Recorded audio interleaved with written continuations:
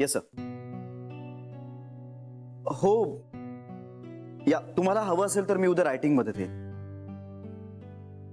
Okay, thank you so much. Thank you. काय म्हणाले DCP साहेब? त्यांनी मला असा अश्युरन्स दिलाय की ते त्या विलासवरती लक्ष ठेवतील आणि आता आपल्याला काळजी करायचं काही कारण नाहीये. तशी वेळ आलीच तर आपण ओवीला पोलीस स्टेशनमध्ये घेऊन जाऊ आणि सगळ्या फॉर्मॅलिटीज पूर्ण करू. पण आता ओवीची आई परत येईपर्यंत ओवी आपल्याचकडे राहील. विघ्नेश्वरा, वाचवलंस रे बाबा.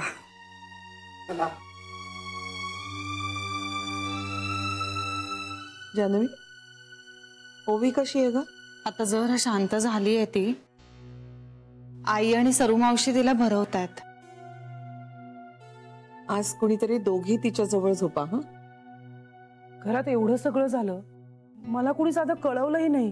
हो, काय लग्न समारंभ आहे तुला अक्षता घेऊन आमंत्रण द्यायला? हा, तुम्ही चिडताय कशाला? आधी शांत व्हा बघू. आणि उगाच ओवीच्या काकांचा राग ना माझ्यावर नका काढू. शांत व्हा. नवीन, चला आपण ओवीकडे बसूया.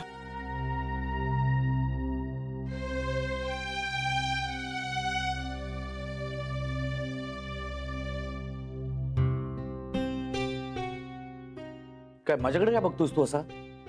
माझं काहीही चुकलेलं नाहीये.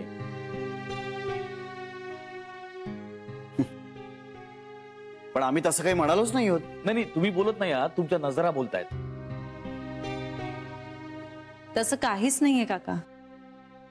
पण तुम्ही आता शांत झालायत का? नाही, मी शांतच आहे. पण मला माहिती आई चिडली माझ्यावर. याला सुद्धा माझं वागणं पटलेलं नाहीये. कशावरून? अगं मी ओळखतो त्यांना, चांगलं ओळखतो. विचारावं तर दोघांनी. हा आई, काय रे श्री, बोल ना. बघितलंस, दोघही गप्प. म्हणजे खरंय, म्हणजे कुणीतरी आपल्या घरात येणार, आपल्याला शिव्याशाप देणार आणि आपण गप्प बसून बघत राहायचं. काका, अरे तो काय ब्रह्मदेव आहे का त्याचं सगळं म्हणणं खरं ठरायला? बघितलंस, मी म्हटलं होतं ना याला आवडलेलं नाहीये माझं वागणं. काका, अरे नाही आवडलंय म्हणजे तू जे वागलायस ना ते तुला बरोबर वाटतंय ह्याचं आश्चर्य वाटतंय आम्हाला. जान्हवी, तू सांग काय काय चुकलं माझं, तू सांग. काका, तुम्ही तुमचा स्वभाव आहे त्याप्रमाणे वागलात. जानवी, मान्य आहे, माणसाचा स्वभाव बदलत नाही. पण आपण असं सुसंस्कृतपणा सोडून वागायचं नसतं ना. या असल्या फालतू माणसासमोर सुसंस्कृतपणा? काका, अरे सुसंस्कृतपणा हा आपला आपल्यापाशी असतो, तो असा माणसागणिक नाही बदलत. हा, मग मी नाहीये सुसंस्कृत. या असल्या माणसाकरता तर नाहीच नाही. आपल्याच घरात घुसतो, आपल्याला शिवायशाप देतो, आपलं घराणं निर्वंश होईल असं म्हणतो.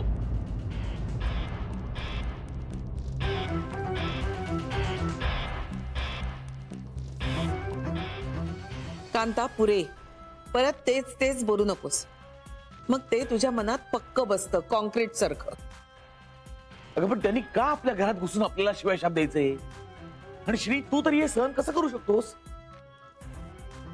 त्यांनी खरं काही केलं असतं म्हणजे? अरे तोच तो फरक आहे ना. त्यानं ऍक्च्युअली काहीतरी करणं आणि तो असं काहीतरी करेल याची कल्पना करून आपण त्यावर रिॲक्ट होणं, यात खूप फरक आहे. आणि तू जसं म्हणतोयस ना तसं मला सुद्धा फॅमिलीचा कन्सर्न वाटतो.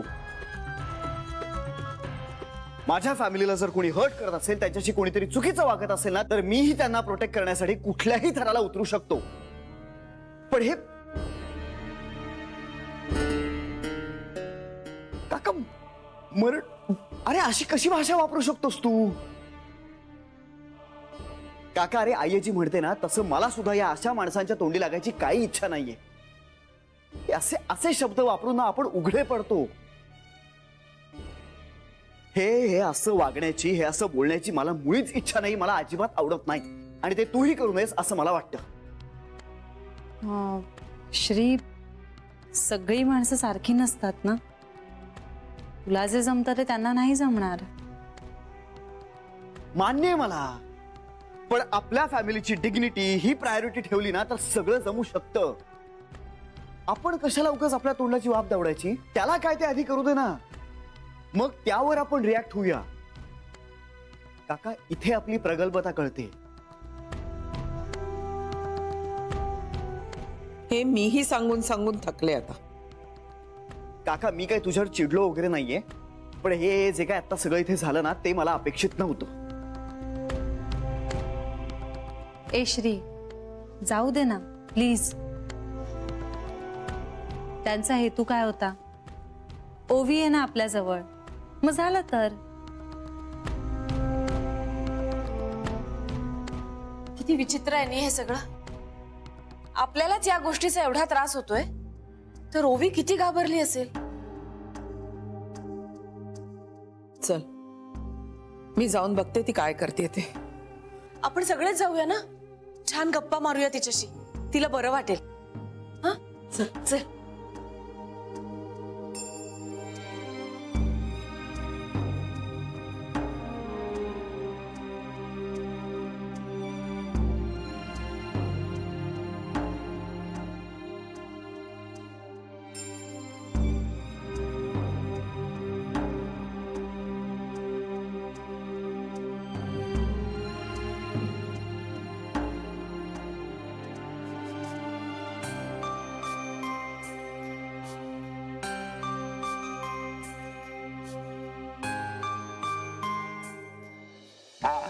वा वा वा, चोर तर चोर आणि वर शिरजोर. ओ वर कोणाला म्हणता अनिलराव? ते गोखल्याला गोखल्याला म्हणजे त्याने तुमची पुतणी घरात ठेवून घेतली की नाही, मग ती परत करायला नको का त्याने? हा, करायला पाहिजे. मग हे झालं गोखलेच, हा? पण आमच्या कार्टीचं काय? त्या कार्टीला बी आठवण करून द्यायला पाहिजे मी कोण आहे त्याची. मला बघून दात खिळत बसली होती जणू काय तिची. मी आपलं ववी ववी करतोय आणि ती बघती माझ्याकडे भूत बघितल्यासारखं. मग तर काय फावलंच असणार त्यांचं. अहो, वारं संचारला असणार अंगात, प्रेमळपणाचं वारं तिच्याशी. मग आणि माझ्याशी काय? हा? दारावरच्या कुत्र्यात की किंमत दिल राव मला. काय सांगताय? हा, मला सांगा अनिलराव, गरीब असलो तरी इज्जत येणार राव आपल्याला, हाय का नाही? हा, म्हणजे काय आहेच ना. मग कॉलरला धरून बाहेर काढलं राव मला. हा, त्याचा काका आहे ना, काका त्याच्या घरात राहतो तो काका, तो बी त्याने ते पार. तुम्हाला पण काकानी पण? नाही, त्याचा तर बंदोबस्त आपणच करणार बरं का अनिलराव. हा, नाही नाही नाही, हे बघा ओ विलासराव, हे असं एक एकट्याला गाठून काही होणं शक्य नाहीये. हो, अहो ते सगळे आहेत ना एकमेकांना धरून आहेत. असं काहीतरी करायला हवं की हा पत्त्याचा बंगला एकदम कोलमडून गेला पाहिजे. आईला काय बंगला आहे राव, काय बंगला आहे त्यांचा. पण त्या बंगल्यात एकदम चपरास सारखं वागवलं राव मला त्यांनी. हा, पण त्याचा बदला घेणार बरं का. हा, बदला घेणार. तुम्हाला सांगतो, ती बाई बी बोलली आपल्याला. काय? हा, आणि बाई माणसाचं तर आपण गाव ऐकून घेत नसतो. मी पण ना ऐकून घेत. अहो, विचार काय करता, घ्या मनावर घ्या काहीतरी. काहीतरी करायला हवं, काहीतरी करायला हवं. करा, विचार करा काहीतरी. बरोबर आहे, यातून काहीतरी मार्ग काढायला हवा. काढा. आधी बसायला हवं. चला चला.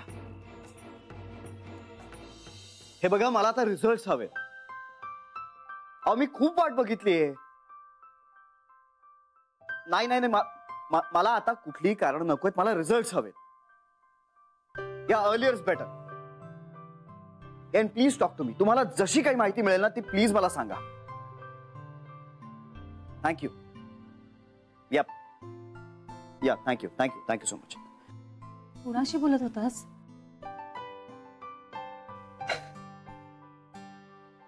जानवी, तू आत्ता ना एका टिपिकल बायकोसारखा प्रश्न विचारलास. म्हणजे काय? बायकोच तर आहे, मग बायकोसारखंच विचारणार ना. हो, पण युजली तू मला असे प्रश्न विचारत नाहीस म्हणून म्हटलं. हो, पण युजली तू असा फोनवर बोलत नाहीस ना. म्हणजे इतकं कळतं मला आता. ओके लिसन, मी एका प्रोफेशनल टीमला एंगेज केलंय ओवीच्या आई बाबांना शोधण्यासाठी. त्यांच्याशी बोलत होतो. त्यांना म्हटलं सगळं काम युद्ध पातळीवर सुरू ठेवा. अरे पण नंदन शोध घेत होता ना. अगं नंदननी त्यांचं घर शोधलं ना, पण आता ते तिथे नाहीच आहेत. तिथून बेपत्ता झालेत. त्यामुळे आता ह्याच्या पुढचा शोध नंदनच्या लेवलवर करता येईल असं मला नाही वाटत. त्यामुळे मी एका प्रोफेशनल टीमला एंगेज केलंय. त्यांना काम दिलंय. मुळात काय होतं ना, आपल्या कामाची एक गॅरंटी मिळते आपल्याला, आणि दुसरं म्हणजे आपल्या माहितीची गुप्तता पाळली जाते. बरं होईल रे आता काही हाताला लागलं तर. म्हणजे माझं तर आता असं झालंय ना की जे काही आहे, मग ती वाईट बातमी असली ना तरी चालेल, पण ती कळू द्या. आता प्रश्नांची उत्तरच मिळाली नाहीत ना तर खूप त्रास होतो. पण मग जर का उत्तरं आपल्याला माहिती असतील, भलेही ती त्रासदायक असतील, तरी त्यांच्याशी डील कसं करायचं ह्याचा तर विचार करता येतो ना. हळूहळू शिकतो आपण. आता ओवीच्या प्रश्नांना काहीतरी उत्तर द्यायला हवीत आपल्याला. बघूया.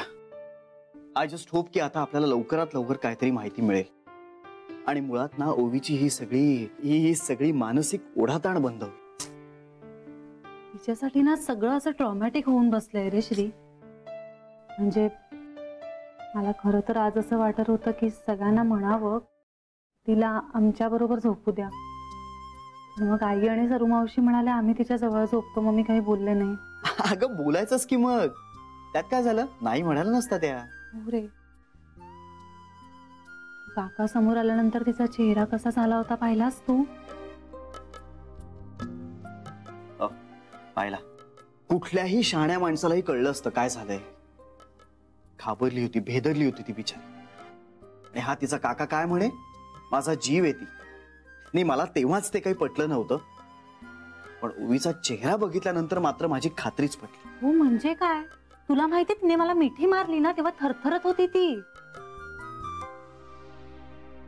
मी ना पोलिसांना खरंच बोलवायला हवं होतं. सगळा प्रश्नच मिटला असता. पोलिसांना नुसतं बघून पळत सुटला असता तो. पुन्हा नजर वर करून ओवीकडे बघण्याची हिंमत झाली नसती त्याची. म्हणजे तू पोलिसांना खरा खरा फोन केलाच नव्हतास? नाही, मी केला होता. ओह, थँक्यू सो मच. अगं मी ऍक्च्युअली इन्स्पेक्टर साहेबांना म्हणालो होतो की मी तुम्हाला परत एक फोन करेन, आणि मी विसरून गेलो. थँक्यू. पटकन त्यांच्याशी बोलून घेतो.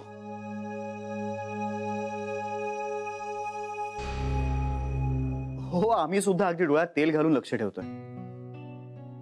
हो, यू डोंट वरी. हो, मी घरातल्या सगळ्यांना सांगतो. Okay, yeah. Thank you so much sir. Thank you. Bye, good night.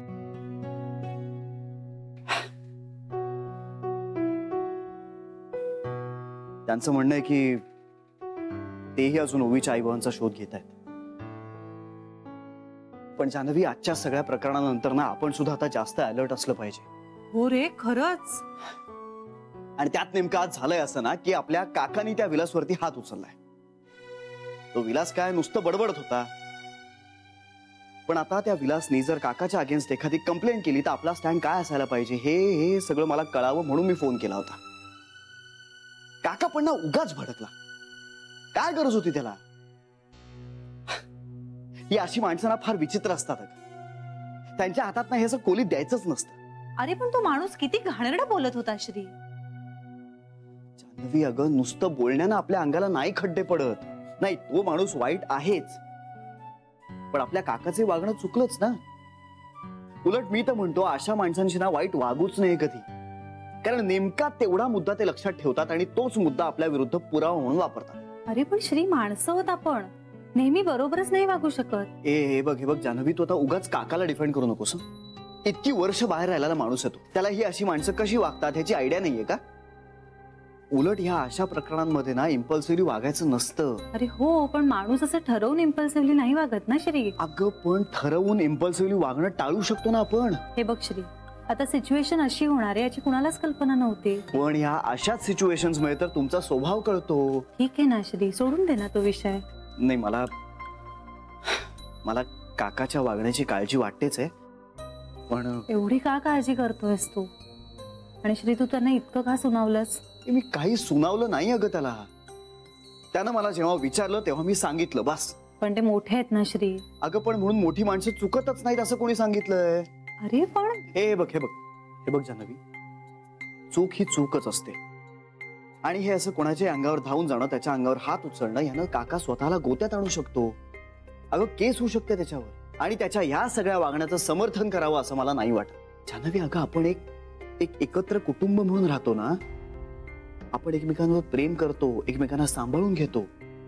मग एकमेकांच्या चुका सुधारण्याची जबाबदारी आपलीच असते, हो की नाही? श्री, अरे पण प्रत्येक वेळी माणसाचे दोष दाखवून तो सुधारेलच याची गॅरंटी नसते. आपल्या हातात दुसरं काय आहे? आपण काय करू शकणार आहोत मग अशा कंडिशन मध्ये? काकांचा चेहरा खूप पडला होता, मला खूप वाईट वाटलं श्री. वाईट त्याला वाटायला हवं होतं आणि त्यांनी त्याच्या रागावरती कंट्रोल ठेवायला पाहिजे इतकंच मला वाटतं. अरे पण ते तुझ्यासारखे नाही वागू शकणार ना. अगं पण त्यांनी माझ्यासारखं वागावं असं माझं म्हणणंच नाहीये. फक्त आपण कायद्यानं कशात तरी अडकत नाही होत ना ह्याची तरी काळजी घेतली पाहिजे की नाही? का तुला हेही मान्य नाहीये? हो, तू इतका का चिडतोयस? मी समजावतोय तुला कळतच नाहीये. हे बघ, आत्ता आपण इथे होतो त्याला थांबवू शकलो, पण हे जर बाहेर घडलं असतं, त्यांनी कुणावर हात उचलला असता तर केवढ्याला पडलं असतं आपल्याला हे सगळं. बिचारा आत्ता कुठे माणसात परत आलाय तो. पहिले पाढे 55 व्हायला वेळ लागणार नाही अगं. अरे श्री, हे बघ ऐक, मला झोप आली, मी झोपतोय. Good night.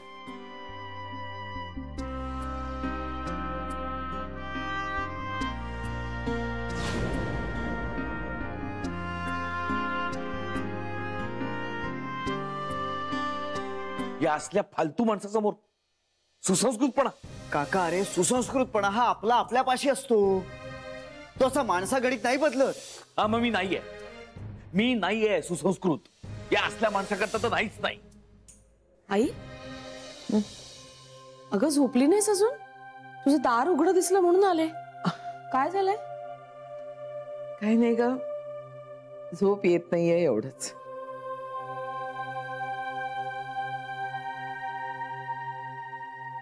आई, आज जे काही झालं त्याने डिस्टर्ब होणं साहजिकच आहे.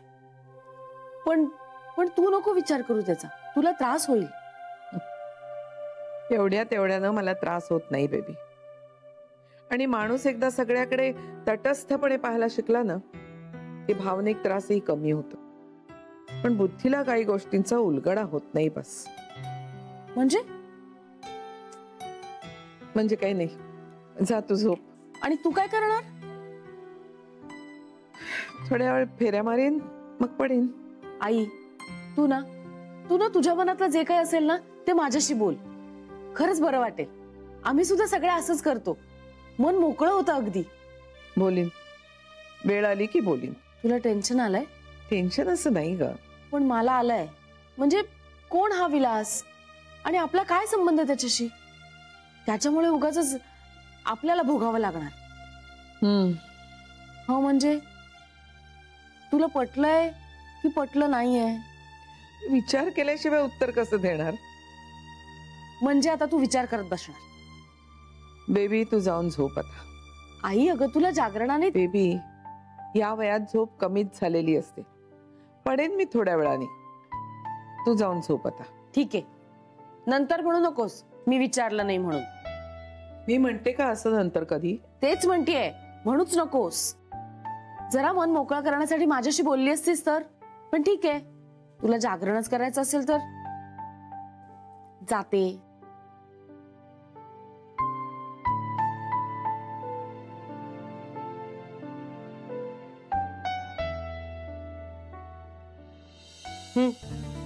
हे घ्या, जेवा तुम्ही, सुरू करा.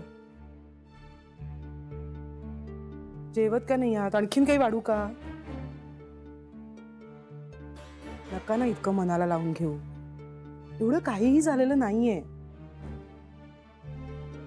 ऐकताय ना?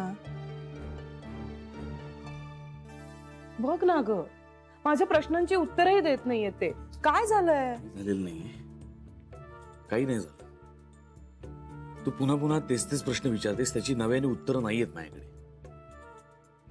आणि मी काही मनाला लावून घेऊन घेतलेलं नाहीये. I am okay.